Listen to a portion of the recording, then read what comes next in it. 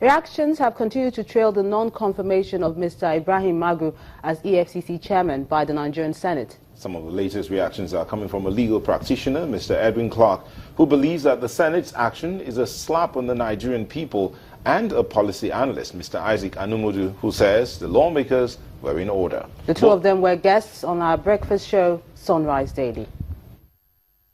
There's a shakeism going on, and it does not augur well for Nigeria. I'm not here to stand, for Magu, but I'm saying that Nigeria has passed a stage where a clique of people that believes they rule this country, despite and in spite of who is the president. You ask yourself, why should there be a request for a second letter? And who made the request?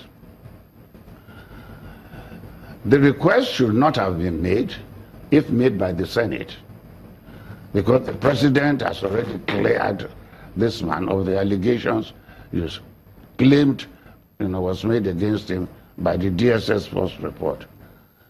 By asking for a second report, quite outside the first report, then you should have allowed the presidency to be aware of this before his presence before the Senate.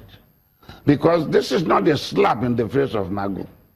This is a slap in the face of the president.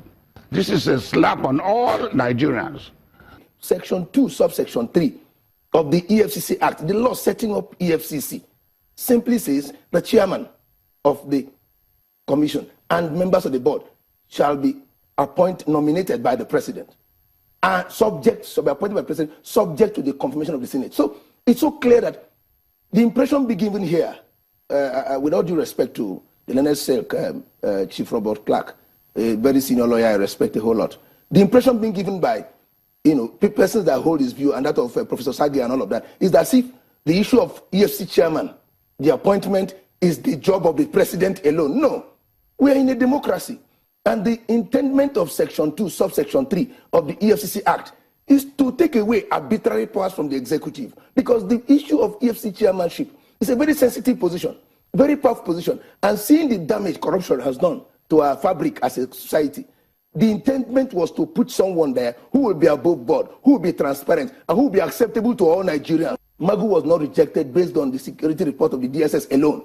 Some of us watched the screening, and we saw that Magu was rejected not just on the report alone, but based on his inability to show competence for the job. He was asked critical questions relating to his job, which he could not answer. And if that's the job of the Senate, to look